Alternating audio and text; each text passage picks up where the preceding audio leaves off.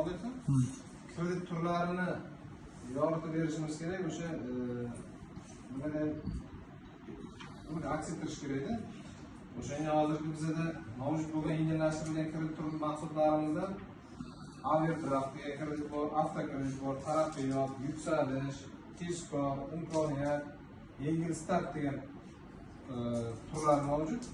Ularni bitta o'zi ichiga kirib chiqadigan bo'ladigan aniqlanadigan bo'lsa, bu overdraft degan kredit 500 milliongacha beramiz, 24% dan 1 yil muddatga.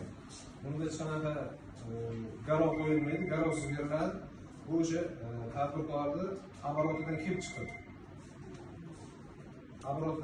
500 milliongacha qilib beramiz. Keyingisi bu avtokreditimiz bo'yicha to'xtaladigan bo'lsam, avtokredit yangi yengil avtomashinalarni sotib olish uchun beramiz. 2 milliard so'mgacha. Boshlang'ich turi 24% dan 40% bo'lsa 24% dan beramiz. 30% ni qo'ysa 25% dan beramiz 4 yilgacha. Bunda o'sha avtomashinani o'zi garovga olinadi. Boshqa garov qo'ymaydi. O'sha garov bilan olinadi. Imtiyozlar 3 yil bo'lishi ham mumkin agar o'sha tadbirkor o'zini xohishiga qarab 3 yilgacha imtiyozlar bersa bo'ladi. Keyingi yo'nalishimiz taraqqiyot degani taraqqiyot aylana mablag'larini to'ldirish uchun bunga 2 milliardgacha kirib beramiz. Bu 24% dan 3 yilgacha. Bunda o'sha garovlari avtotransport vositasi bo'lishi mumkin, likvid ko'chmas mulklar bo'lishi mumkin. O'shalarni olgan holda 6 oygacha imtiyoz davr bilan beramiz. Keyingisi yuksalish.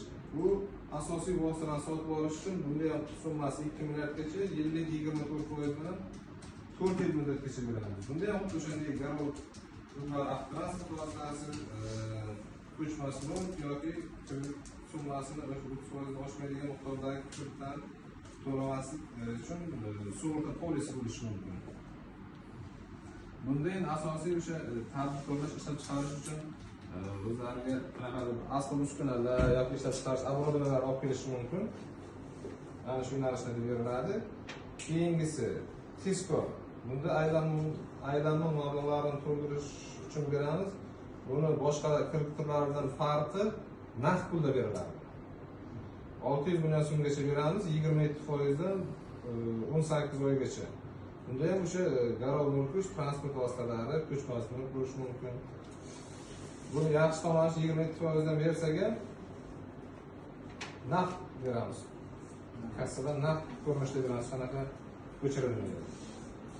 Keyingisi imkoniyat degani aylanma mablag'larini to'ldirish va asosiy vositalarni sotib olishga 150 million so'mgacha beramiz, 24% dan yillik. Bunda asosiy vosita uchun olsa 3 yilga beramiz, aylanmasiga 1,5 yilga beramiz. Bunda o'sha kreditni garov qo'yilmaydi. Ya'ni garov sug'urta polisi bo'ladi. Keyingisi yengil start degani bu yangi tashkil etilgan korxonalarga beramiz. Hech qanaqa oborot so'ralmaydi bunda.